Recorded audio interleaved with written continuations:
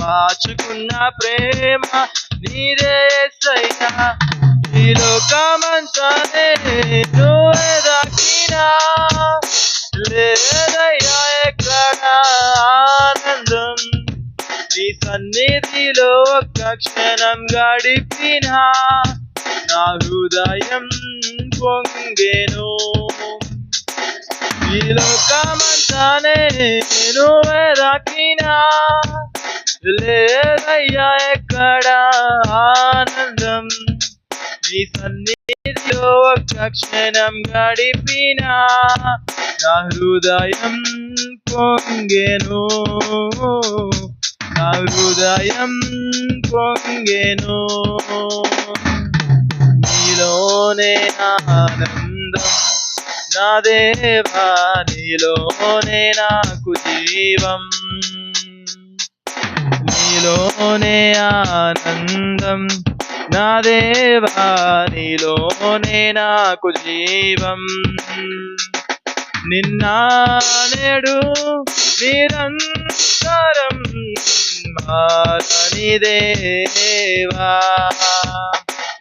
నిన్న నేడు నిరంతరం మారని దేవా. ఈ లోకమంతానే నువ్వే దాకినా లేదయ్యా ఎక్కడ ఆనందం. నీ సన్నిధిలో ఒక్క క్షణం గడిపినా నా హృదయం పొంగెను. నా హృదయం పొంగెను. హల్లెలూయా. చివరి పాటగా సంఘస్థులు ఒక చివరి పాటగా పాడవలసిందే పొందాం మనం తీసుకుంటాం.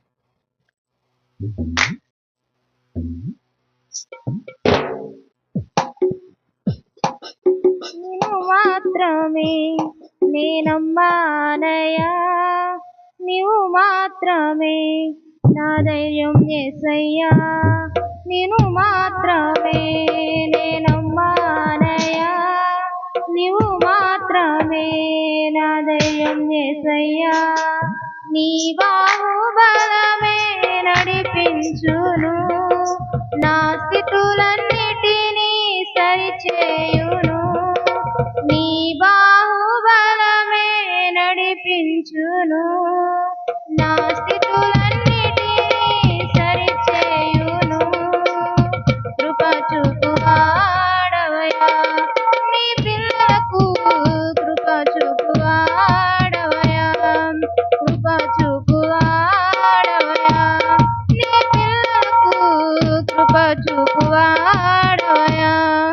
నీవు మాత్రమే నేనమ్మానయ్యా, నీవు మాత్రమే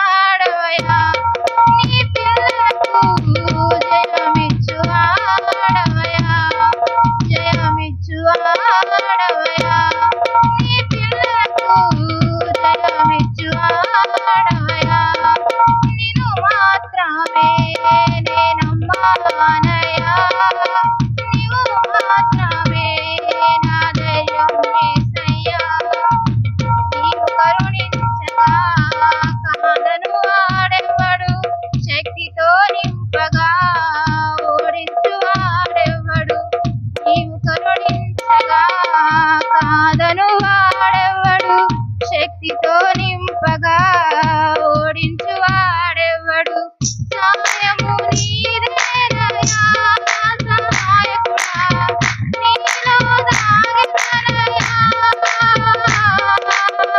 సాయము నీదేనయా సహాయకుడా నీలో దాగిననయా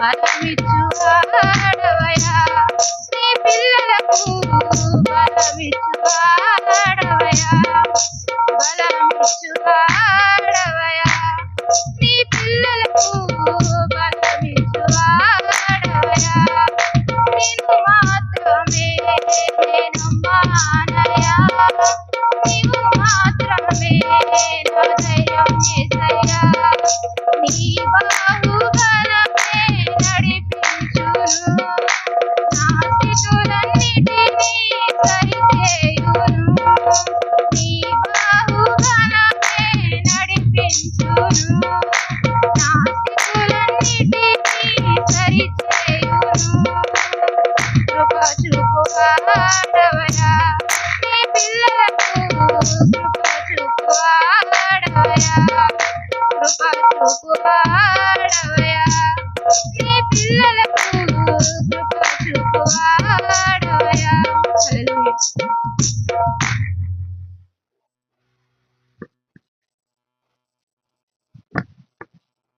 హలో చెక్.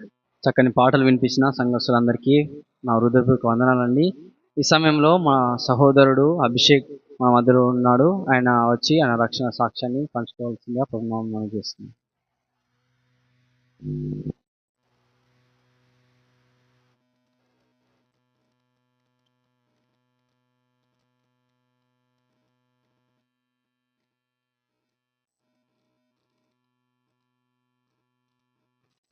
Check check. మంచిది, నాకు సమయం ఇచ్చిన సంగాపురు గారికి నా వందనాలు, అలాగే కూడిన పద్ధతికి నా వందనాలండి. నా పేరు అభిషేక్ అండి. నేను నందిగామ నుంచి వదిలడం జరిగింది. మా డాడీ గారు పాస్టర్ గారు, నాకు ఒక అక్క ఒక అన్నయ్య ఉన్నారు. నేను మా కుటుంబంలో చిన్నవాడిని. మా అన్నయ్య బీటెక్ అయిపోయింది. మా అన్నయ్య బీటెక్ అయిపోయి ఇప్పుడు ఎంటెక్ చేస్తున్నాడు. మా అక్క బీఎస్సీ నర్సింగ్ అయిపోయి ఇప్పుడు టీచింగ్ జాయిన్ అయింది నందిగామ ఇంజనీరింగ్ కాలేజ్లో. అలాగా నేను ఒక పాస్టర్ కుటుంబంలో జన్మించడం జరిగింది. నేను పాస్టర్ కుటుంబంలో జన్మించాను, కానీ నాకు యేసుక్రీస్తు ప్రభువు ఎవరో తెలియదు. ఏంటంటే మా డాడీ గారు పాస్టర్ గారు ఎప్పుడైనా చర్చికి వెళ్ళటం కానీ, చర్చిలో ప్రే చేయడం కానీ, పాటలు పాడటం కానీ, వాక్యం చదవటం కానీ అన్నీ చేసేవాడిని. కానీ ఎప్పుడైతే నాకేంటంటే బాగా క్రికెట్ పిచ్చి, ఎప్పుడైతే క్రికెట్ ఎక్కడైతే ఆడేవాళ్ళో అక్కడికి వెళ్ళిపోయేవాడిని. క్రికెట్కి వెళ్ళటం నాకు అలవాటైపోయి సంఘంలో వాక్యం చెప్పేటప్పుడు కూడా కొన్నిసార్లు నేను వాక్యం నుంచి వెళ్ళిపోయేవాడిని. ఏంటంటే మా చర్చ్ బిల్డింగ్లో మా డాడీ గారు వారానికి 3 రోజులు ప్రార్థన పెడతారండి. బుధవారం, శనివారం, ఆదివారం. ఏం చేశానంటే నాకు డ్రమ్ ప్లే చేసి పాటలు పడినంత వరకు చర్చిలో ఉండేవాడిని. పాటలు పడిన చర్చిలో ఉండి తర్వాత నేను బయటికి ఆడుకుంటున్న ఫ్రెండ్స్తో పాటు వెళ్ళిపోయాను. కానీ తర్వాత కొన్ని రోజులకి నేను ఇప్పుడు ఎక్కువ హాస్టల్ ఉండడం జరిగింది. హాస్టల్ ఉంటున్న తర్వాత నేను ఎక్కువ సంఘంలో సంఘం వెళ్తాను, కానీ నిజమైన దేవుడు నేను ఎవరు తెలుసుకోలేకపోయాను. కానీ ఒక వాక్యం చెప్పినని చెప్పి నేను నమ్మేవాడిని యేసుక్రీస్తు ప్రభువుని. తర్వాత బయటికి వెళ్ళినప్పుడు మర్చిపోయేవాడిని. కానీ 2022లో ఆ సంవత్సరంలో మా డాడీ గారికి కొంచెం హెల్త్ ఇష్యూ అయ్యి చనిపోవడం జరిగింది. ఆ టైంలో చనిపోయిన తర్వాత నాది ఇంటర్ అప్పుడే ఫస్ట్ ఇయర్ నేను వెళ్ళాను, కాలేజీకి వెళ్తున్నాను. ఇంటర్ ఎగ్జామ్స్ వచ్చినాయి, కానీ నేను ఏం చేయాలి ఈ మధ్య ఇంటికి ఆగిపోయాను. ఆ సమయంలో మా నాన్నగారు ఫ్రెండ్ ఆ పాస్టర్ గారి ఇంటికి వచ్చి, సురేష్ అన్న, సునీల్ అన్నయ్య, ఆ అన్న నన్ను బైబిల్ కాలేజీకి పోవడం జరిగింది. ఆ అన్న ద్వారా నేను బైబిల్ కాలేజీకి వెళ్ళాను. ఆ అన్న ద్వారా నేను బైబిల్ కాలేజీకి ఆ అన్న ఏం చెప్పాడంటే ఫస్ట్ ఇంటికి వచ్చి, తమ్ముడు మీ డాడీ మాకు బాగా తెలుసు, నందిగామ వచ్చినప్పుడల్లా డాడీ చెప్తుంటారు బైబిల్ కాలేజీ పంపించాలని, నువ్వు పాస్టర్ అవ్వాలి మీ నాన్న తమ్ముడు అన్న తర్వాత నేను అన్నతో, అన్న నాకు ఏమి తెలియదు అన్న, బైబిల్ గురించి నాకు అవగాహన కూడా లేదు, నేను ఎప్పుడు బైబిల్ చదవలేదు పూర్తిగా. నాకు ఫస్ట్ నేను మన్నయ్య ఉన్నాడు, మన్నయ్య బీటెక్ అయిపోతుంది, మన్నయ్య చదువుతారు అన్న, మన్నయ్య పాస్టర్ అవుతారు అన్న చెప్పిన తర్వాత ఆయన ఏం చెప్పాడంటే, తమ్ముడు నువ్వు బైబిల్ కాలేజీకి వెళ్ళు, నీకు నచ్చితేనేమో బైబిల్ కాలేజీలో ఉండు, నీకు నచ్చపోతే వచ్చే తమ్ముడు అన్నారు. సరే ఆ అన్నయ్య అవకాశం వచ్చింది, కానీ నేను అనుకున్నానంటే ముంబై వెళ్తే బాగుంటుంది, తిరగడానికి బాగుంటుంది అనుకుని వెళ్ళిపోయాను నేను ఆశపడి. కానీ వాళ్ళకి వెళ్ళిన తర్వాత నేను ఆని రోజు చెప్పాడు ఎల్లుండి నా ప్రయాణం.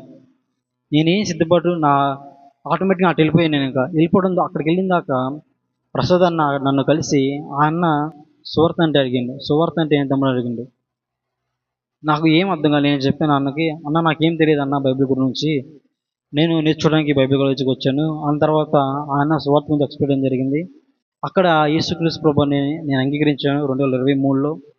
ఆయన నా నిజమైన దేవుడని, ఆయన ఈ భూలోకానికి వచ్చి ఆయన నా పాపల నిమిత్తం చనిపోయాడని, ఆయన నా రోమియోలు రాసిన పత్రిక 3:23 వచనంలో ఏ భేదము లేదు, అందరు పాపం చేసి దేవుని గురించి మహిమను పొందలేకపోతున్నారని చెప్పినప్పుడు నేను అన్నాను, అన్న భూమి మీద చాలామంది చేస్తున్నారుగా. నేను ఆ క్వశ్చన్ వేసినప్పుడు అన్నయ్య అవి మొత్తం ఎక్స్ప్లెయిన్ చేయడం జరిగింది. నాకు ఏమైతే డౌట్లు ఉన్నాయో ఆయన నాకు క్లారిఫై చేశారు ఆ కాలేజీలో. ఆ కాలేజీకి వెళ్ళిన తర్వాత నా చదువులే కానీ నా జీవితం కానీ చాలా మారింది. ఎలా అంటే నేను ఒకప్పుడు జీవించడం జీవించట్లేదు. ఎందుకంటే యేసుక్రీస్తు నన్ను ఎన్నుకున్నాడు. నేనేమనుకున్నానంటే బైబిల్ కాలేజీకి వెళ్ళి నేను తిరిగి వచ్చేస్తాను, ఒక వారం 10 రోజుల నుండి బైబిల్ కాలేజీలో వచ్చేస్తాను అనుకున్నాను. కానీ యేసుక్రీస్తు ప్రభు నా పట్ల చూపించిన ప్రేమ, నేను వెళ్ళి ఆ కాలేజీలో సంవత్సరం దాకా నా ఇంటికి రాకుండా కానీ యేసుక్రీస్తు ప్రభు నన్ను ఎంతో కాపాడాడు. అలాగే మా కుటుంబం ద్వారా నాకు కావాల్సిన ఫైనాన్షియల్ నీడ్స్ కానీ ఏదైతే నాకు సమకూర్చాలనుకున్నాడు యేసుక్రీస్తు ప్రభు వారు, ఆయన నన్ను ఎన్నుకున్న విధానం బట్టి నేను ఎంతో ఆయనకి కృతజ్ఞతలు చూస్తున్నాను. అలాగే ఇంకా నా చదువుల కోసం ప్రార్థించేయండి, నా ఆత్మీయ జీవితం కోసం, అలాగే ఇంకా నా స్టడీస్ కోసం ప్రార్థన చేయమని కోరుకుంటూ ఈ సంవత్సరం దేవుడు దీవించిన దాకా. ఆమె చక్కని సాక్ష్యాన్ని పంచుకున్న అభిషేక్ గారికి నా హృదయపూర్వక వందనాలు. మీరు గమనించారండి, ఆయన సాక్ష్యంలో ఆయన క్రైస్తవ కుటుంబంలో జన్మించాడు. వాళ్ళ తండ్రి సంఘ కాపరి అయినప్పటికీ కూడా ఆయన ఏం పొందుకోలేడు, దేవుని గురించి రక్షణ మార్మనసు పొందుకోలేడు. కానీ ఎప్పుడైతే ఆయన బైబిల్ కాలేజ్ వెళ్ళిన తర్వాత ఎప్పుడైతే సువార్తని తెలుసుకున్నాడో అప్పుడు ఆయన నిజమైన దేవుడు ఎవరో తెలుసుకున్నాడు, అప్పుడు రక్షించబడ్డాడు. మనము క్రైస్తవ కుటుంబంలో ఉన్నప్పటికీ కూడా మనము రక్షించబడమండి. ఎప్పుడైతే యేసు ప్రభువు నిజమైన దేవుడాన్ని అంగీకరించామో అప్పుడే మనము రక్షించబడతాం. ఆయన చదువుల గురించి ప్రార్థన చేయండి. ఆయన బీటీహెచ్ ఇప్పుడు జాయిన్ అవుతున్నాడు, ఆయన గురించి ప్రార్థన చేయండి. మన మధ్యలో ఉన్న సహోదరుడు విక్రమ్ గారు వచ్చి ఆయన చదువుల గురించి ఆయన కుటుంబం గురించి ప్రార్థిస్తుందిగా ప్రభునామం మనం చేస్తున్నాం.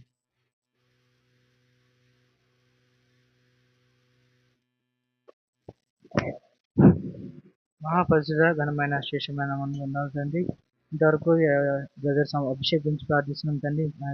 రక్షణ సాక్ష్యాన్ని మాకు అందజేసాడు, అందుని బట్టి వందనాలు తండ్రి. అయ్యా ఆయన పట్ల మీరు చేసిన కార్యం బట్టి వందనాలు తండ్రి. నీ గురించి ఎరిగి తండ్రి మీరే నిజమైన దేవుడని నమ్మి విశ్వాసం ఉంచడానికి సాయం దయచేయండి. అయ్యా ఆయన చదువుతున్న బీటీహెచ్ డిగ్రీలో తండ్రి సాయం దయచేయండి. అయ్యా చదువుతున్నప్పుడు నీటి ఆలోచనలు తప్పుకోకుండా తండ్రి నీలో ఎదుటకు సాయం తెచ్చేయండి. ఇంకా అనేకుల్ని అయ్యా సువార్తలోకి నడిపించడానికి సాయం తెచ్చేయండి. ఆయనకున్నటువంటి అవసరాలు మీరు తీర్చండి, వారి కుటుంబాన్ని కూడా జ్ఞాపకం చేసుకోండి, మంచి ఆరోగ్యం దయచేయవచ్చు. ఇలాంటి రక్షణ సత్యాలను మేము మరెన్నో వినాలని ఆశపడుతూ యేసుక్రీస్తు నామమున వేడుకుంటున్నాం తండ్రి, ఆమేన్. అదేవిధంగా మనము ప్రార్థన చేస్తున్నాం అండి, దేవుని స్తుతిద్దాం. ప్రార్థన ద్వారా మనము ఆరాధనలోకి వెళ్దాము. ఆయన నిజమైన దేవుడు, ఆయన మీద విశ్వాసం ఉంటేనే రక్షణ. మన పనుల ద్వారా మనము రక్షణ పొందుకోమండి. అదేవిధంగా మనం ప్రార్థన చేద్దాం, దేవుని స్తుతిద్దాం, దేవుని ఆరాధిద్దాం. అందరం ప్రార్థన చేద్దామండి.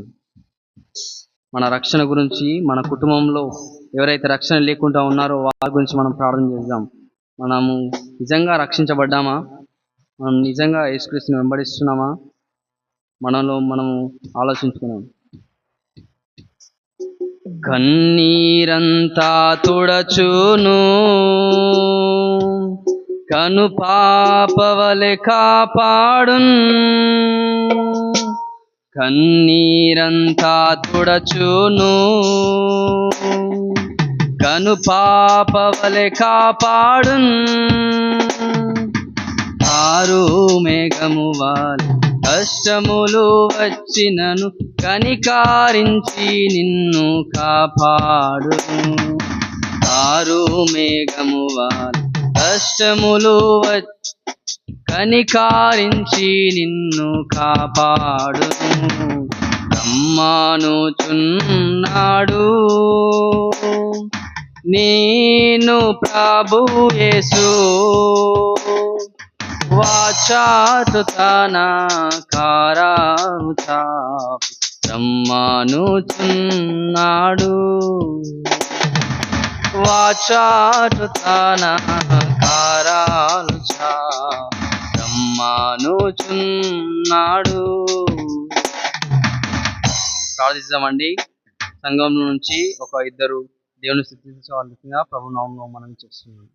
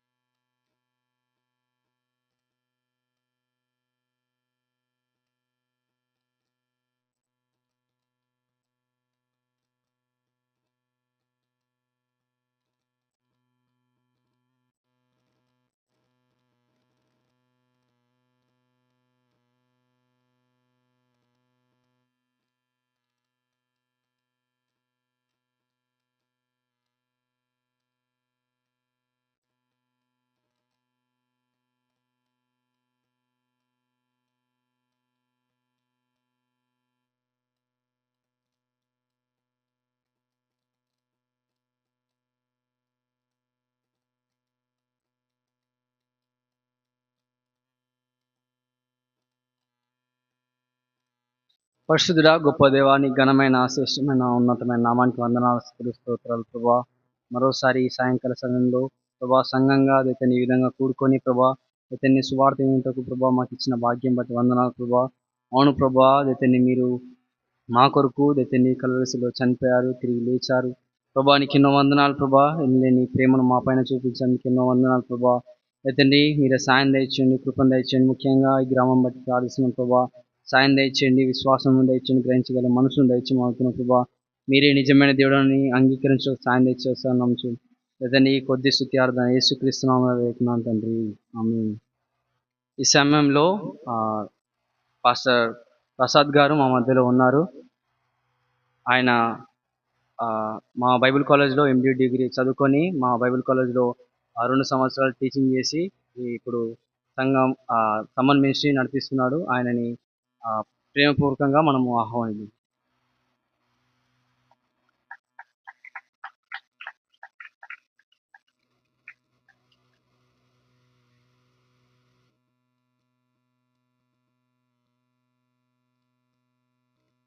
రక్షకుడైన యేసుక్రీస్తు నామంలో చేరువచ్చిన ప్రతి ఒక్కరికి వందనాలు తెలియజేస్తున్నానండి. వందనాలు. ఈరోజు సాయంకాలం మనమందరం కూడా ఈ యొక్క సువార్త కూడికలో పాలుభాగస్లం అవ్వడానికి దేవుడు కృప చూపించాడు. అదేవిధంగా ఈ యంత్ర శబ్దం ద్వారా ఎవరైతే దేవుని వాక్యాన్ని వింటున్నారో వారు కూడా దేవుని మాటలు ఈరోజు శ్రద్ధగా విని ఆలకించి దేవుడు వారితో మాట్లాడులాగున మనము మొదటిగా ప్రార్థన చేద్దాం, తర్వాత వాక్య ధ్యానంలోకి వెళ్దాం. ప్రార్థన చేద్దాం. పరిశుద్ధుడా, ప్రేమగల తండ్రి, దయగల దేవా, మీకు వందనాలు. అయా ప్రభువా, ఈ ప్రగతిపురం కాలనీకి, ఈ గ్రామానికి నీ సువార్త ఎంతో అవసరం ఉంది తండ్రి. ఎంతోమంది యవనస్తులు వారి జీవితాల మీద ఎటువంటి లక్ష్యం లేకుండా ప్రభువా నిరుపయోగమైనటువంటి జీవితాలను జీవిస్తూ వారి జీవితాలను పాడు చేసుకుంటూ కుటుంబానికి ఆశీర్వాదకరంగా కాకుండా ఇష్టానుసారమైనటువంటి బ్రతుకులు బ్రతుకుతున్న వారు చాలామంది ఉన్నారు. అయా ప్రభువా, వివిధ రకాలైనటువంటి చెడ్డ కార్యాలు చేసేటువంటి వారు ఉన్నారు. సువార్త ద్వారా ఈ గ్రామాన్ని మీరు మార్చండి. అయా నీతిమంతులుగాను పరిశుద్ధులుగాను మీరు తీర్చిదిద్దమంటూ మార్పు కలగజేయగలిగినటువంటి దేవుడు కేవలం మీరు మాత్రమే ప్రభువా. అయా మేము మానవ మాత్రులము, మాకు శక్తి సరిపోదు, మా శక్తి చాలదు. అయా మేము మీ వాక్యాన్ని విని మా హృదయాలు నీ వైపుకు మలుచుకుని నీ మాటలు విని వాటికి లోబడి నిన్ను అనుసరించి జీవించడానికి ఈ రాత్రి నీ అమూల్యమైన మాటలు మీరు మాతో మాట్లాడి మీ నామానికి మహిమ తెచ్చుకోమంటూ యేసుక్రీస్తు నామములో ప్రార్థన చేస్తున్నాను తండ్రి, ఆమేన్. ఒకరోజు ఒక యవనస్తుడు ఇలా అనుకుంటున్నాడు. ఏమనంటే, ఈ భూలోకంలో అత్యంత శక్తి కలిగినటువంటి ఖనిజం ఏంటి, ఈ భూలోకంలో అత్యంత బలం కలిగినటువంటి ఖనిజం ఏంటి అని ఆ యవనస్తుడు తెలుసుకోవడానికి ప్రయత్నం చేస్తూ ఆయన ఇలా ఆలోచిస్తుండగా తన కళ్ళ ముందు ఇనుము కనిపించింది. ఇనుము కనిపించినప్పుడు ఇనుము దగ్గరికి వెళ్ళి, ఇనుము నువ్వు చాలా బలం కలిగిన దానివి, నువ్వు చాలా శక్తి కలిగిన దానివి అని చెప్పేసి యవనస్తుడు ఇనుముతో అన్నాడు. అప్పుడు ఇనుము ఏమని సమాధానం ఇచ్చిందంటే, ఇనుము, అయ్యా నేనేమి అంత శక్తి కలిగిన దాన్ని కాదు, ఒకవేళ నువ్వు నన్ను మంటలో పడేస్తే నేను కరిగిపోతాను, నేను కోయబడతాను, నన్ను ముక్కలు ముక్కలుగా చేయొచ్చు అని చెప్పేసి అగ్ని ఆ యవనస్తుడితో ఈ ఇనుము చెప్పినటువంటి విషయాన్ని విన్న తర్వాత అగ్నితో మాట్లాడి అగ్ని చెప్పినటువంటి సమాధానానికి యవనస్తుడు ఆశ్చర్యపోయాడు. ఆ తర్వాత యవనస్తుడు అగ్ని దగ్గరికి వెళ్ళి, అగ్ని నువ్వు చాలా బలం కలిగిన దానివి, నువ్వు ఎంతో బలం కలిగినటువంటి ఇనుమును కూడా కరిగించగలవు అని చెప్పేసి ఆ యొక్క మంటతో అగ్నితో చెప్పాడంట. అప్పుడు ఆ మంట ఇలా అందంట, అయ్యా నేనేమి అంత శక్తి కలిగిన దాన్ని కాదు, ఒకవేళ నీళ్లు నా మీద పోసినట్లయితే నేను ఆరిపోతాను, నా శక్తి అంతా నేను కోల్పోతాను, నేను బలహీనుడిని అయిపోతాను, బలహీనురాలను అయిపోతాను అని చెప్పేసి అన్నాను అనమాట. అప్పుడు యవనస్తుడు నీటి దగ్గరికి వెళ్ళి, నీరు నువ్వు చాలా బలం కలిగిన దానివి, ఎంతో ప్రమాదకరమైనటువంటి అగ్నిని కూడా నువ్వు ఆర్పివేయగలవు, నువ్వు చాలా పవర్ఫుల్ అని చెప్పేసి అన్నాడంట. అప్పుడు ఈ మనిషి వెళ్ళి నీటిని అడిగినప్పుడు నీరు అందంట, అయ్యా నేనేమంత శక్తి కలిగిన దాన్ని కాదు, నువ్వు అలా నన్ను బయట పారబోస్తే క్షణాల్లోనే ఆరిపోతాను, నేను సూర్యుడి కాంతిని తట్టుకోలేను, సూర్యుడి ముందు నేను ఎంతో చాలా అల్పమైన దాన్ని అని చెప్పేసి అన్నాడంట.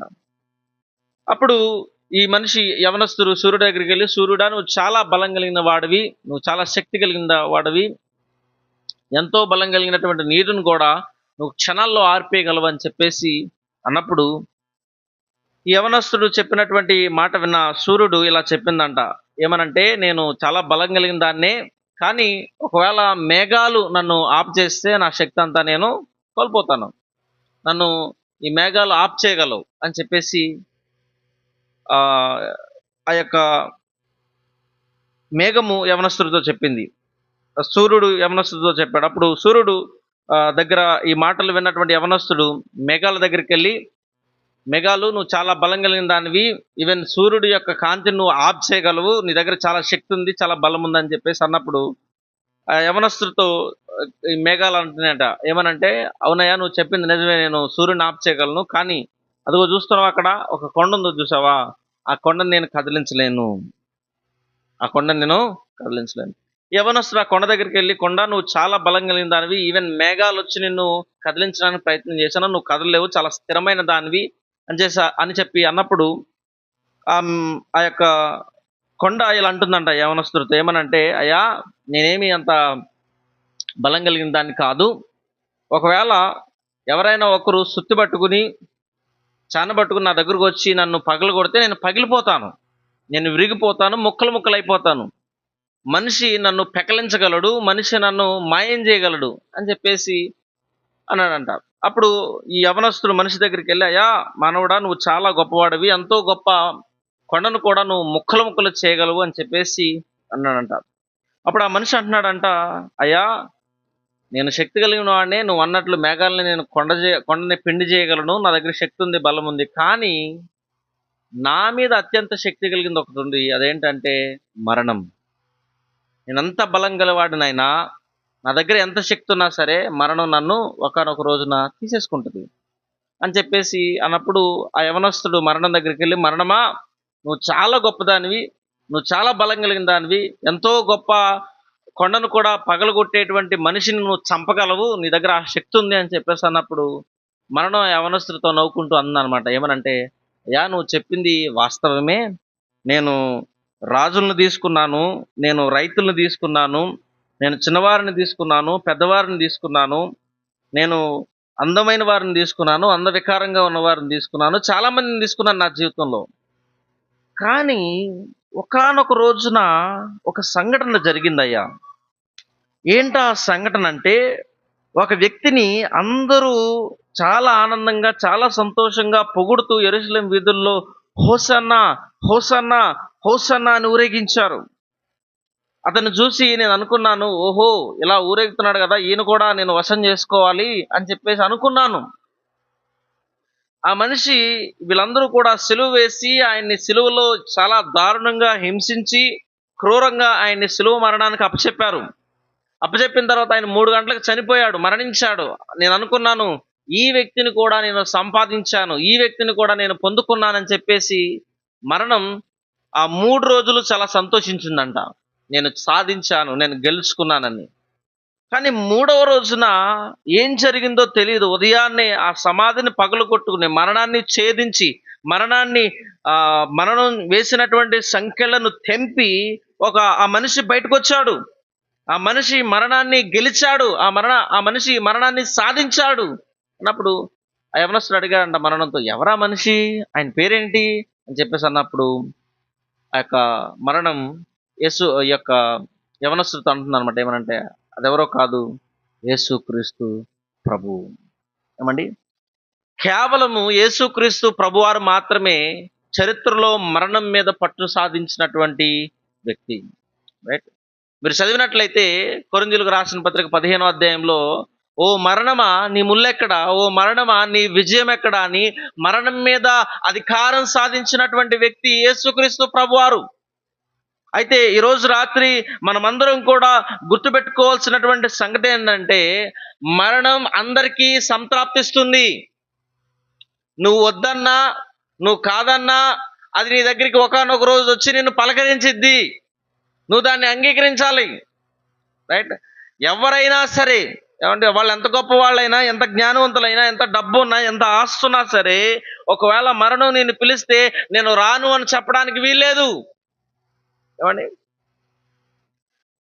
ఇదిగో చూడండి, నా యొక్క ట్యాబ్కి సంవత్సరం పాటు వారంటీ ఉంది, నా సెల్ ఫోన్కి సంవత్సరం పాటు వారంటీ ఉంది. కానీ నా జీవితాలకి వారంటీ లేదు, నా జీవితాలకు గ్యారంటీ లేదు. ఏమండి, మనం ఎప్పుడు ఎక్కడ ఎలా మరణిస్తాము, చనిపోతాము, అది మన చేతిలో లేదు. రైట్, నేను 1998 డిసెంబర్ 10వ తారీఖు జన్మించానని చెప్పగలను, కానీ నేను ఎప్పుడు మరణిస్తాను అది నేను చెప్పలేను. అది నా చేతిలో లేదు. చాలా మంది ఏమనుకుంటారంటే, ఈ లోకంలో కనిపించే వాటన్నిటినీ నేను అనుభవించాలి, ఈ లోకంలో ఉన్న వాటన్నిటినీ నేను సాధించాలి, ఈ లోకంలో ఉన్న వాటన్నిటినీ నేను పొందుకోవాలి, ఈ లోకాన్ని నేను భుజించాలి, ఈ భూలోకంలో సుఖాన్ని, సంతోషాన్ని నేను పట్టుకోవాలని చెప్పేసి చాలా ప్రయత్నం చేసి భవిష్యత్తును మర్చిపోతున్నారు. ఏమండి, వీళ్ళందరూ ఏం చేస్తున్నారంటే ప్రస్తుతాన్ని గురించే ఆలోచిస్తున్నారు, కానీ భవిష్యత్తుని గురించి ఆలోచించడం లేదు. భవిష్యత్తుని గురించి ఆలోచించట్లేదు. అందుకనే వాళ్ళ యొక్క ఫిలాసఫీ ఏంటంటే, నా ప్రాణమా తినుము, నా ప్రాణమా తాగుము, నా ప్రాణమా సుఖించుము.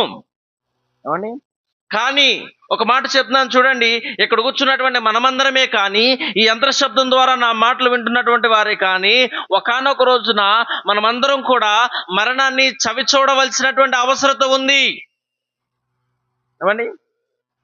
అందుకని ఇంగ్లీష్లో ఒక ప్రోవర్బ్ ఉంది, ఏంటంటే death is a uninvited guest in our life. అంటే దాని అర్థం మరణం అనేది మనం ఆహ్వానించకపోయినా మన జీవితంలో వచ్చేటువంటి ఒక అతిథి. ఏమండి? మనం వద్దన్నా కాదన్నా మనల్ని ఒకనొక రోజున పలకరించిద్ది. ఏమండి?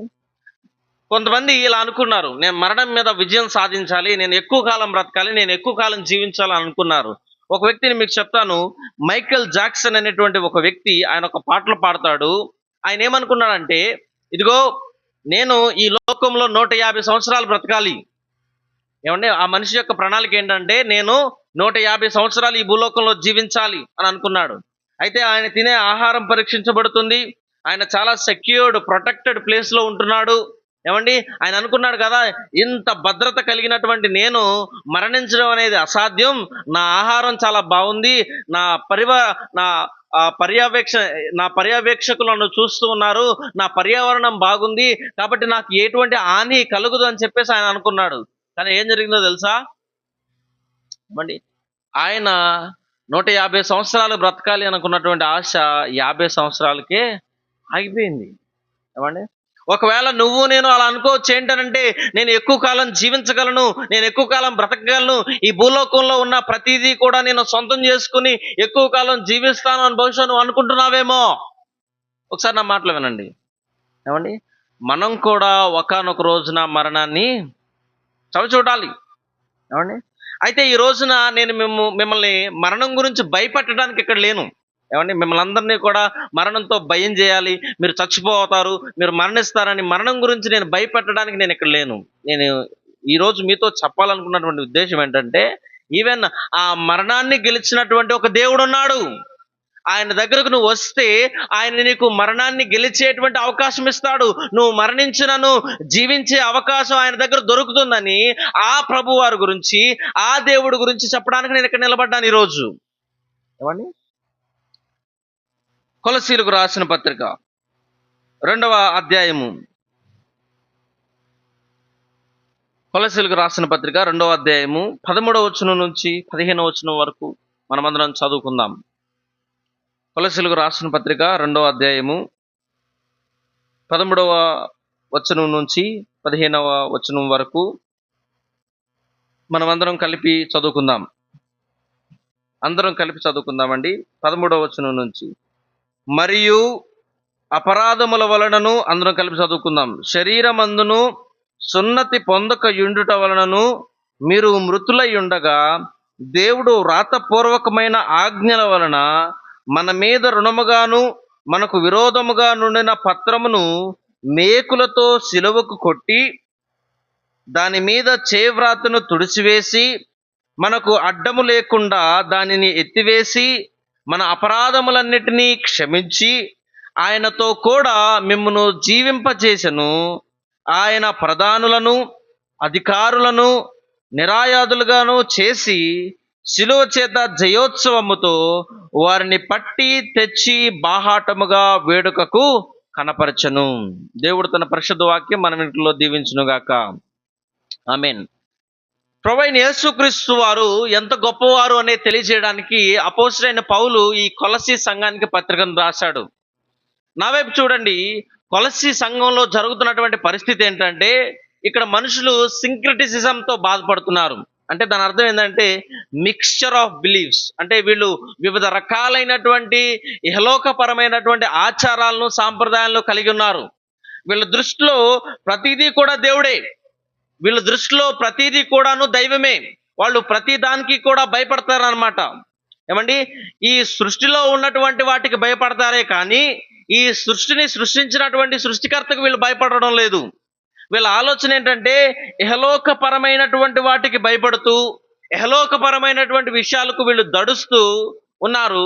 అప్పుడు అపోస్తలుడైన పౌలు ఏమన్నాడంటే, అయ్యా మీరు ఈ సృష్టికి భయపడుతున్నారు కానీ ఈ సృష్టిని సృష్టించినటువంటి ఒక సృష్టికర్త ఉన్నారు, మీరు ఆయనకు భయపడాలి.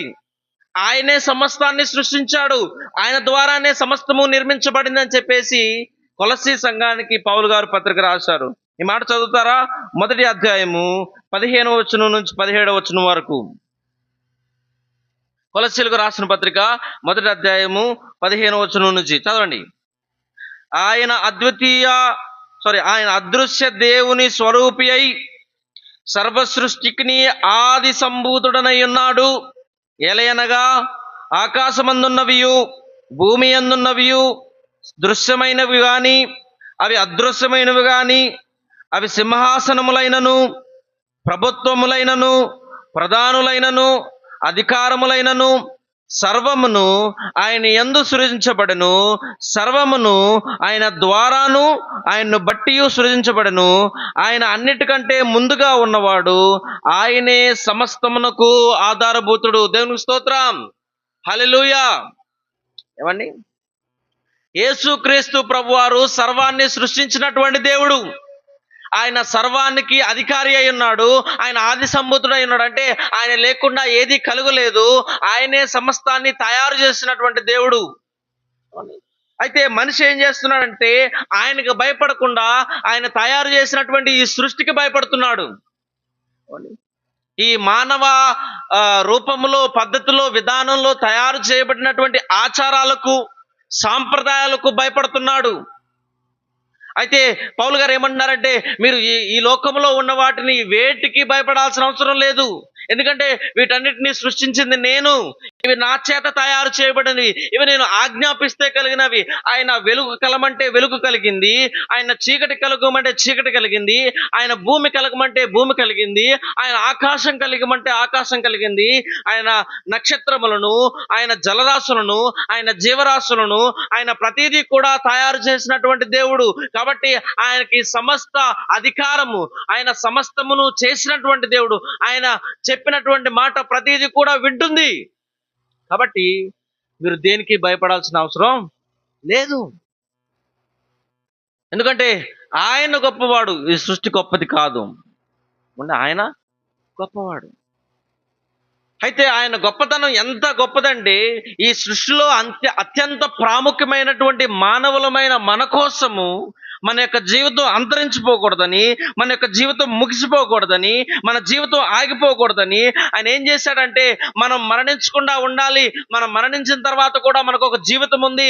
ఆ మరణం తర్వాత మనం జీవంలోకి దాటివేయబడాలని ఆయనే స్వయాన పరలోకాన్ని విడిచి ఈ భూలోకానికి దైవమానవుడుగా వచ్చి మనందరి పాపాల నిమిత్తమై కలువరి శిలువలో ఆయన చనిపోయాడు. ఆయన చనిపోవడం ద్వారా మనకి ఏం కలుగుతుందో ఈ రోజు రాత్రి నేను మీతో చెప్తాను. చాలా మందికి ఉండేటువంటి ఉద్దేశం ఏంటంటే ఆ చనిపోయిన తర్వాత జీవితాన్ని ఎవరు చూశారులే, ఆ చనిపోయిన తర్వాత ఏం జరిగిద్దో ఎవరికి తెలుసులే అనే ఒక నిర్లక్ష్య స్వభావాన్ని కలిగి ఉంటారు. అయితే నన్ను ఈ మాటలు చెప్పనివ్వండి. ప్రతి మత గ్రంథము సామాన్యంగా బోధించవచ్చినటువంటి సంగతి ఏంటంటే చనిపోయిన తర్వాత ప్రతి మనిషికి నరకం అనే మార్గం ఉంది, అదేవిధంగా మోక్షం అనే మార్గం ఉందని సర్వసాధారణంగా చెప్పబడెను. ఏ ఒక్కరూ కూడా ఈ రెండు మార్గాల నుంచి తప్పించుకోవడానికి వీల్లేదు. ఎయిదర్ నరకం కానీ ఎయిదర్ పరలోకం కానీ, ఈ రెండు మార్గాలు మనిషి యొక్క జీవితాన్ని నిర్దేశించినవి. అవే ప్రతి మానవుని యొక్క లక్ష్యం. ఒక మాట చెప్పనివ్వండి, మనం బ్రతికున్నంత కాలం మాత్రమే, అంటే మన జీవం మనలో ఉన్నంత సేపు మాత్రమే మనం ఏదైనా నిర్ణయం తీసుకోగలం. ఒకసారి మన జీవం మనలో నుంచి బయటకు వచ్చేసిన తర్వాత మనం ఎటువంటి నిర్ణయం తీసుకున్నా దానికి ఎటువంటి బలం అనేది ఉండదు. నేను చనిపోయిన తర్వాత అయ్యో నేను మార్పు చెందాలి, నేను మారు మనసు పొందాలి, నేను దేవుని క్షమాపణ అడగాలి, నా పాపాలు ఒప్పుకోవాలి, నేను పశ్చాత్తాపడాలి అని నువ్వు ఎంత ప్రయత్నం చేసినా ఆ ప్రయత్నం ఏమీ కూడా ఫలించదు. కాబట్టి అందుకని మనం ఏం చేయాలంటే ఈ బ్రతుకున్నటువంటి సమయంలోనే ప్రభువు దగ్గరికి వెళ్ళాలి. ఈ బ్రతుకున్న సమయంలోనే మన జీవితం దేవునికి అప్పచెప్పి మన పాపాలు క్షమించమని ఆయన బ్రతిమలాడుకోవాలి. అయ్యా నాకు రక్షణ దయచేయి, అయ్యా నాకు మారు మనసును దయచేయి, అయ్యా నా జీవితాన్ని మార్చు, నాకు పవిత్రతను దయచేయి, నాకు పరిశుద్ధతను దయచేయి, నాకు నీతిని దయచేయి అని చెప్పేసి బ్రతుకున్నటువంటి సమయంలోనే మనం ఒక తీర్మానం చేసుకుని ఆయన దగ్గరికి వెళ్ళి మన జీవితాన్ని ఆయనకు అప్పచెప్పాలి. మరణించిన తర్వాత మనం ఏ నిర్ణయం తీసుకున్నా అది చెల్లదు, అది పని చేయదు. అది చెల్లదు, పని చేయదు. కాబట్టి చాలా జాగ్రత్తగా వినండి. ఒకవేళ మీ జీవితం పట్ల మీరు నిర్లక్ష్య స్వభావం కలిగి ఉన్నారేమో, ఒకవేళ మీరు ఆ నిర్లక్ష్య స్వభావం కలిగి ఉంటే నిత్యత్వాన్ని కోల్పోయేది మీరే. నిత్యత్వాన్ని కోల్పోయేది మీరే. నిత్యత్వ జీవితం మన కోసం ముందుంచబడింది. ఇది ఒక టెంపరరీ లైఫ్. ఏమంటే ఇది ఒక టెంపరరీ లైఫ్ అంటే ఇది కేవలం నిమిత్త మాత్రం ఉండేటువంటి జీవితం. పేతురు భక్తుడు ఏమంటారో తెలుసా? మీ జీవితం అంట ఒక గుడారం అంట. అంటే మనకు అర్థమయ్యే భాషలో చెప్పాలంటే, ఒకవేళ మీ ఇంటి దగ్గర పెళ్లి జరుగుతుంది. పెళ్లి జరిగేటప్పుడు ఇంటి ముందు పొద్దున్న ఏం చేస్తారు? ఒక టెంట్ వేస్తారు. ఏమండి, షామియానా వాడి దగ్గరికి వెళ్ళి వాడి దగ్గర ఒక టెంట్ తెచ్చి టెంట్ వేస్తారు. అది చూడడానికి చాలా అందంగా కనిపించింది. ఏమండి, దానికి మామిడి తోరణాలు కడతారు. అది చూడడానికి చాలా దాని యొక్క అలంకారం అది చూడడానికి చాలా బాగుంటుంది అనమాట. కానీ సాయంత్రం ఏం జరిగిద్ది? వాడు దాన్ని తీసేస్తాడు. ఏమండి, మన జీవితం కూడా ఈ భూలోకం అంతే, కొంతకాలానికి మాత్రమే. ఏమండి, కొంతకాలానికి మాత్రమే. మనం ఎంతకాలం బ్రతుకుతాం అనేది మన చేతిలో లేదు. ఎంతకాలం జీవిస్తాం అనేది కూడా అది మన చేతిలో లేదు. ఏమండి, మన జీవితాలు అల్పమైనవి, మన జీవితాలు చాలా స్వల్పమైనవి. అవి ఎక్కడ ఎలా అంతరించిపోతాయో మనకు తెలియదు. కాబట్టి ఈ భూలోక జీవితంలో మనం బ్రతుకున్నప్పుడు మనం తీసుకోవాల్సినటువంటి ఒక నిర్ణయం ఏంటంటే, ప్రభువా నాకు మారు మనసును దయచేయి.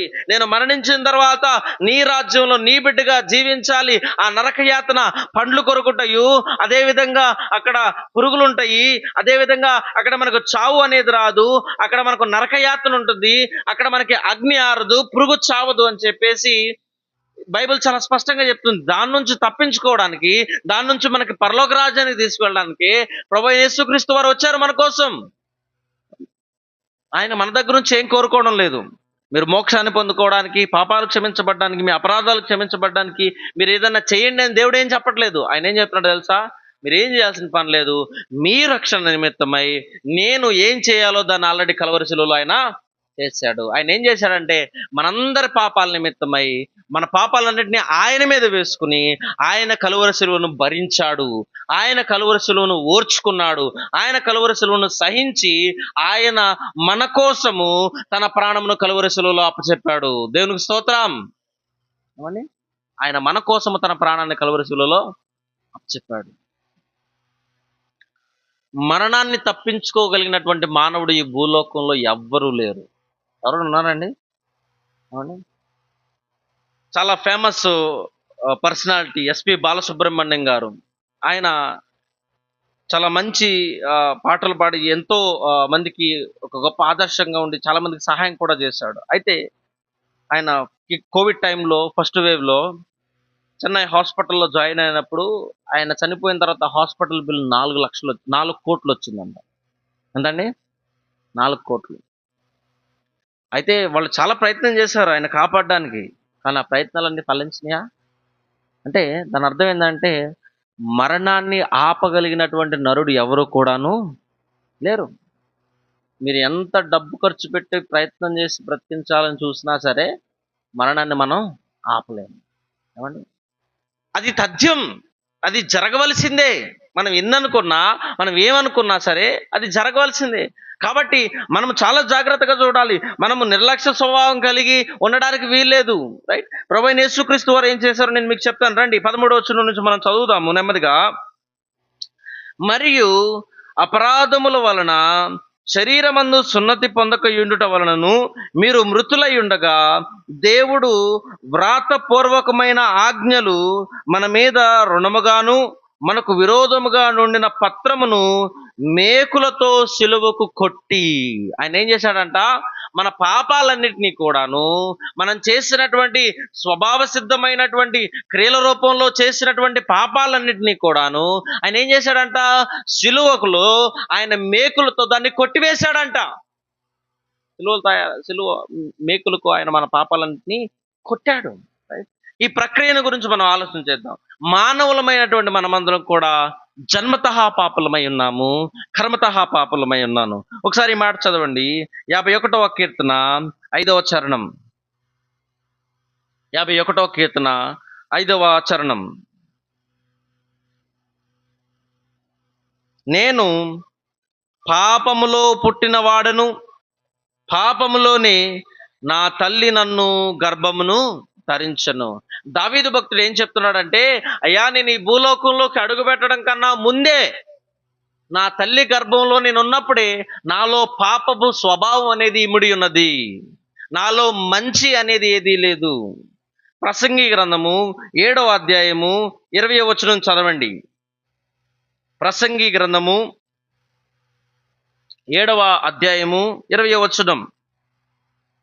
పాపము చేయక మేలు చేయుచుండు నీతిమంతుడు భూమి మీద ఒక్కడైనను లేడు. అంటే మానవుని యొక్క స్వాభావిక పూర్వకంగా పాపం చేయకుండా నీతిని జరిగించేటువంటి వారు స్వభావ సిద్ధంగా ఎవరు లేరు. ఎవరిలో కూడా మంచి లేదు, ఎవరిలో కూడా పరిశుద్ధత లేదు, ఎవరిలో కూడా నీతి లేదు. అంత మాత్రమే కాదు, మనమందరం స్వభావ సిద్ధంగా పాపలం మాత్రమే కాదు కానీ మనము క్రియల రూపంలో కూడా పాపలమై ఉన్నాము. ఎలా అంటే ఈ మాటలు చదవండి. ఎఫెసీయులకు రాసిన పత్రిక 2వ అధ్యాయము 3వ వచనం నుంచి. ఎఫెసీయులకు రాసిన పత్రిక 2వ అధ్యాయం 3వ వచనం నుంచి. వారితో కలిసి మనమందరమును, ఈ మాట జాగ్రత్తగా వినండి, శరీరం యొక్కయు మనస్సు యొక్కయు కోరికలను నెరవేర్చుకొనుచు మన శరీరాశలను అనుసరించి మునుపు ప్రవర్తించుచు కడమావారి వలె స్వభావ సిద్ధముగా దైవోగ్రతకు పాత్రులమై ఉంటిమి. ఏమండి, మనమందరం కూడా మన మనసు చెప్పేటువంటి పనులు చేస్తూ, మన యొక్క కోరికలు చెప్పేటువంటి పనులు చేస్తూ మనం దేవునికి దూరం అయిపోయాం. మనమందరం కూడా దేవుని కోపాన్ని పొందుకోవాల్సిన వారమై ఉన్నాము. మనమందరం కూడా దేవుని ఉగ్రతను పొందుకోవాల్సిన వారమై ఉన్నాము. మనలో ఏ మంచి లేదు, మనలో ఏ నీతి లేదు, మనలో ఏ పరిశుద్ధత లేదు. మనమందరం కూడా అపవిత్రులమై ఉన్నాము. ఏమై ఉన్నామండి? అపవిత్రులమై ఉన్నాము. ఇప్పుడు అపవిత్రులమైనటువంటి మనము పాపము స్వాభావిక పూర్వకంగా పాపలమయ్యి, అదేవిధంగా క్రియల రూపంలో పాపలమైనటువంటి మనము చనిపోతే తథ్యం నిశ్చయంగా మనమందరం కట్టకట్టుకుని నరకానికి వెళ్ళవలసిన వారమై ఉన్నాము.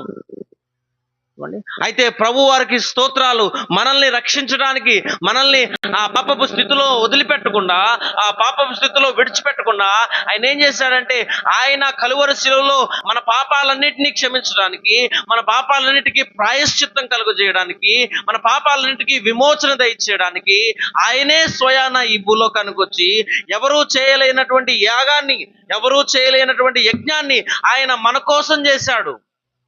ఆయన మన కోసం చేశాడు. ఆయన మన కోసము తన ప్రాణాన్ని కలువరి శిలువలో అప్పచెప్పి, ఆయన ఆ శిలువ కార్యం ఎందుకు చేయాల్సి వచ్చిందంటే, ఆ శిలువ కార్యం చేయడం ద్వారానే మనకు పాప విముక్తి కలుగుతుంది. ఆ శిలువ కార్యం చేయడం ద్వారానే మనకు పాప విముక్తి కలుగుతుంది. ఆయన చిందించిన రక్తం చేతే మన పాపాలు క్షమించబడుతున్నాయి. ఒకవేళ ఆయన తన రక్తాన్ని చిందించకపోతే మన పాపాలకు విముక్తి లేదు, మన పాపాలకు క్షమాపణ లేదు. ఈ రోజున మనిషి పాపాలు పోగొట్టుకోవడానికి చాలా ప్రయత్నాలు చేస్తున్నాడు.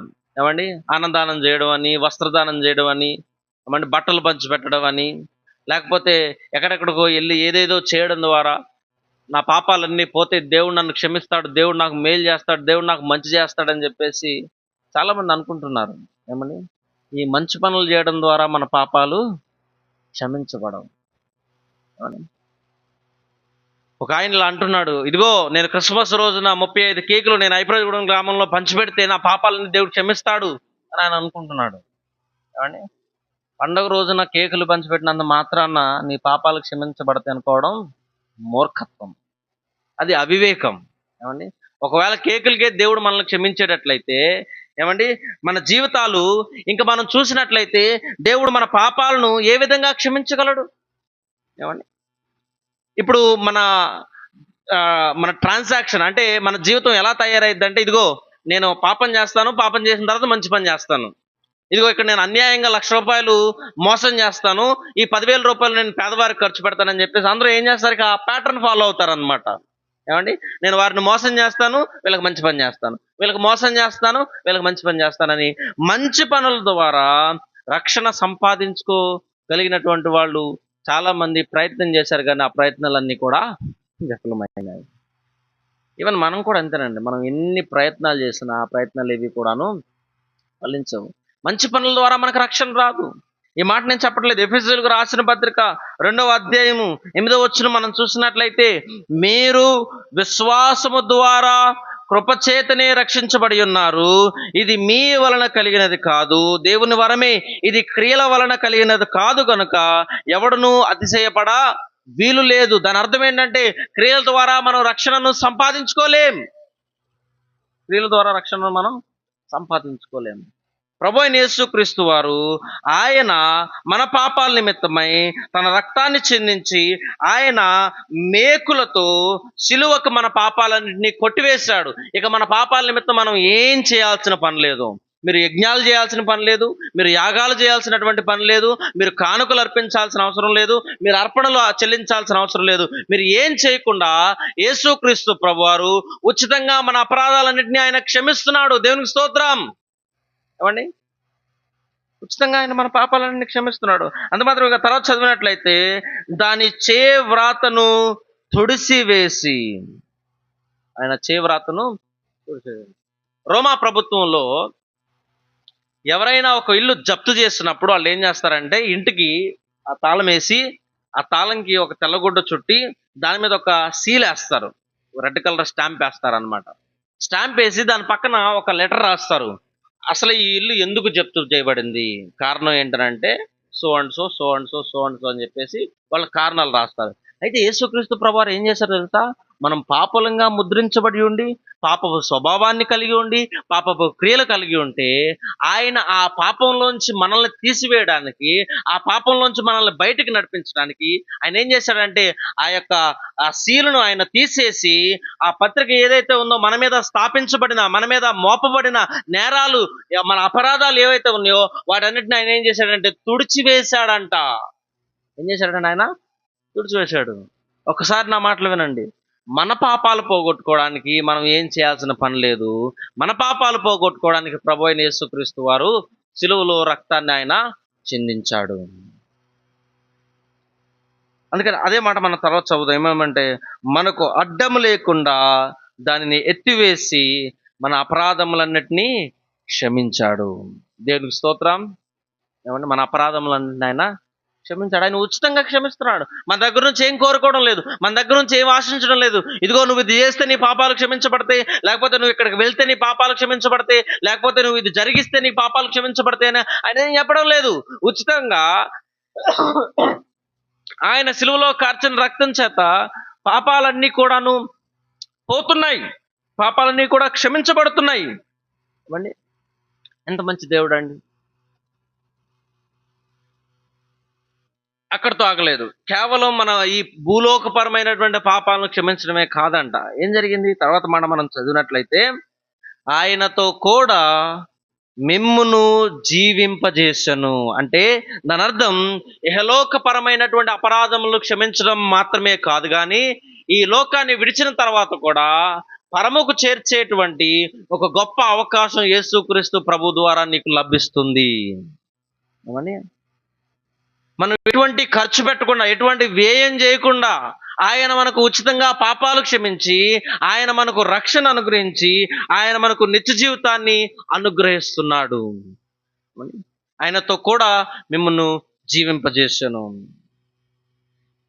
యేసుక్రీస్తు ప్రభువారు ఆయన కలిగి ఉన్నటువంటి ప్రణాళిక, మనందరి నిమిత్తమై ఆయన కలిగి ఉన్నటువంటి ప్రణాళిక ఏంటంటే, సమస్త పాపభారం మోసుకుని పోతున్న సమస్త జనులారా నా యొద్దకు రండి, నేను మీకు విశ్రాంతిని దయచేస్తాను. మీరేం చేయాల్సినటువంటి పని లేదు.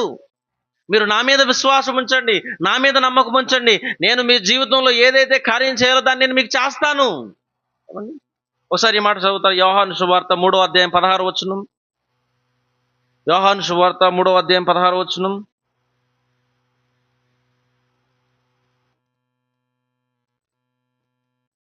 దేవుడు లోకమును ఎంతో ప్రేమించెను కాగా ఆయన తన అద్వితీయ కుమారునిగా పుట్టిన వాని యందు విశ్వాసముంచువాడు ప్రతివాడును నశింపక నిత్య జీవితం పొందినట్లు ఆయనను అనుగ్రహించను. దేవుడు లోకాన్ని ప్రేమించి ఆయన ఏం చేశాడంట, మన కోసము తన కుమారుని ఈ లోకానికి ఇచ్చి ఆయన మనం నశించిపోకుండా నిత్య జీవితం పొందుకోవాలని విశ్వాసము ద్వారా మనం అందరం కూడా రక్షణలోకి నడిపించబడి మనందరికీ కూడా ఉచితంగా నిత్య జీవితము అనుగ్రహించబడుతుంది. ఆ రాజ్యంలో వారసత్వం, ఆ రాజ్యంలో మనకు ఒక స్థానం యేసుక్రీస్తు ప్రభువారు అనుగ్రహిస్తున్నారు. ఆయన ఏం చేశాడంటే ఎటువంటి పాపము లేకుండా ఈ భూలోకంలో 33.5 సంవత్సరాలు జీవించాడు. ఆయనలో పాపం ఉందని స్థాపించగలిగినటువంటి మానవుడు కానీ అధికారి కానీ ఎవరూ లేరు. ఎవరు కూడా ఆ యొక్క డేర్ చేయలేకపోయారు అనమాట. ఎంతో మంది ప్రయత్నం చేశాడు, ఈ మనిషిలో పాపాన్ని రూపించాలి, ఈ మనిషి పాపి అని చెప్పేసి అందరికీ రూపించాలని ప్రయత్నం చేశారు, కానీ అది ఎవరి వల్ల చేతగాలేదు. అది ఎవరి వల్ల కూడాను చేతగాలేదు. అంత మాత్రమే కాదు, ఈయన ఎలాగోలా చంపేసేయాలి, ఈయన జీవితాన్ని అంతం చేసేయాలి, ఈయన జీవితాన్ని ముగించేయాలని ప్రయత్నం చేశారు. కానీ ఏం జరిగింది? ఆ గొప్ప మరణాన్ని కూడా ఈ యేసుక్రీస్తు ప్రభువారు తిరిగి లేచాడు.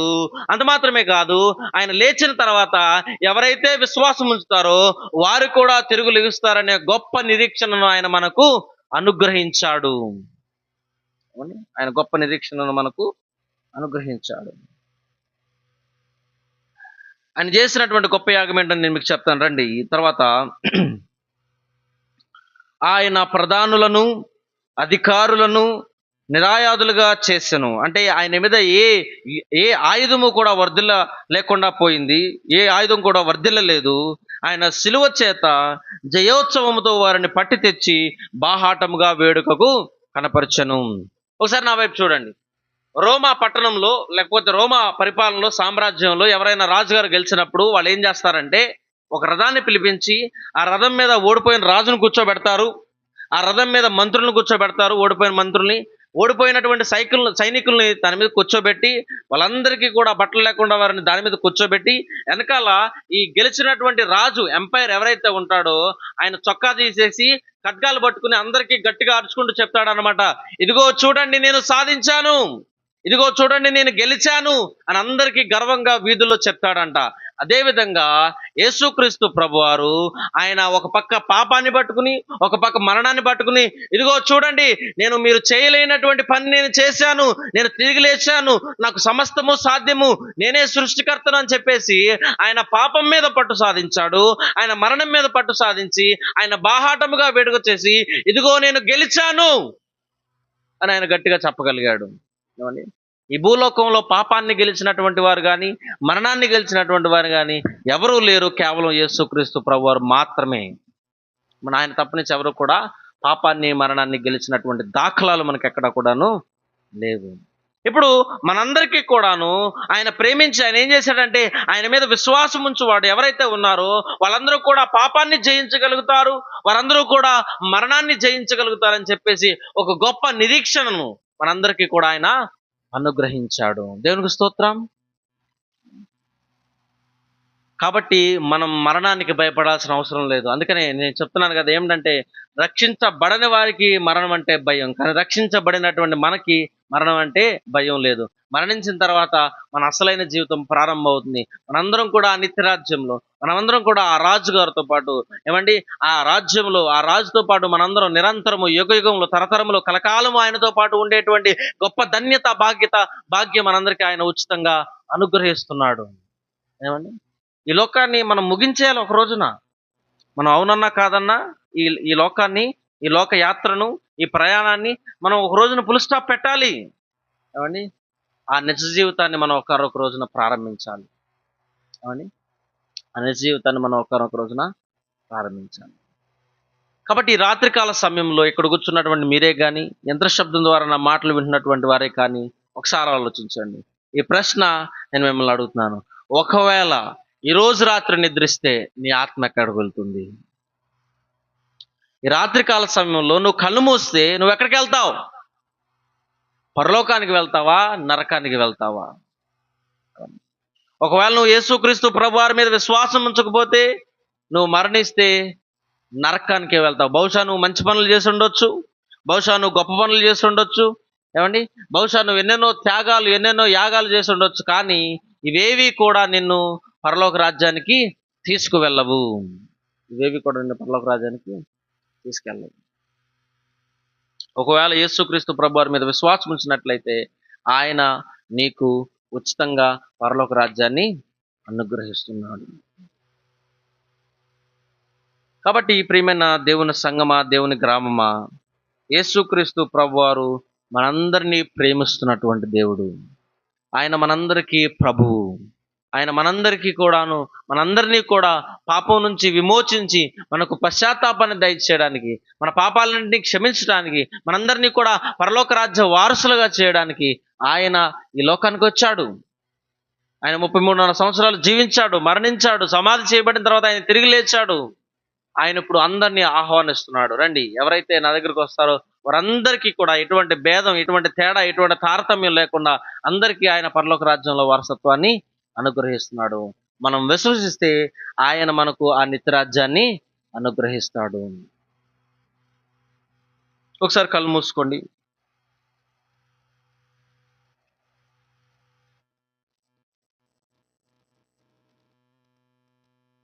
ఈ ప్రశ్న ఒకసారి మీ హృదయాన్ని అడగండి. ఒకవేళ ఈరోజు రాత్రి నువ్వు నిద్రిస్తే నీ కన్నులు నువ్వు ఎక్కడ తెరుస్తావు? ఒకవేళ నువ్వు ఈ లోకంలో కళ్ళు మూస్తే నువ్వు ఏ లోకంలో కన్ను తెరుస్తావు? ఒకవేళ నువ్వు ఇంకా రక్షించబడకపోతే ఇదే రక్షణ దినము. ఇదే రక్షణ దినము. ఆయన నిన్ను ఆహ్వానిస్తున్నాడు. ఆయన నిన్ను చేర్చుకోవడానికి ఇష్టపడుతున్నాడు. ఒకవేళ నువ్వు రక్షించబడినట్లయితే మీరు ప్రార్థన చేయండి. అయ్యో, నా భర్త చనిపోయి నరకానికి వెళతాడు. అయ్యో, నా కుమారుడు, నా కుమార్తె చనిపోయి నరకానికి వెళ్తారు. అయ్యా ప్రభువా, దయచేసి వారి హృదయాలు మీరు తెరవండి, వారితో మీరు మాట్లాడండి. వారు సత్యాన్ని గ్రహించడానికి, వాళ్ళ సత్యాన్ని తెలుసుకోవడానికి నీ కృపను వారి పట్ల చూపమంటూ మీరు ప్రార్థన చేయండి. ప్రభువా, మా కుటుంబస్తులకు సహాయం దయచేయండి.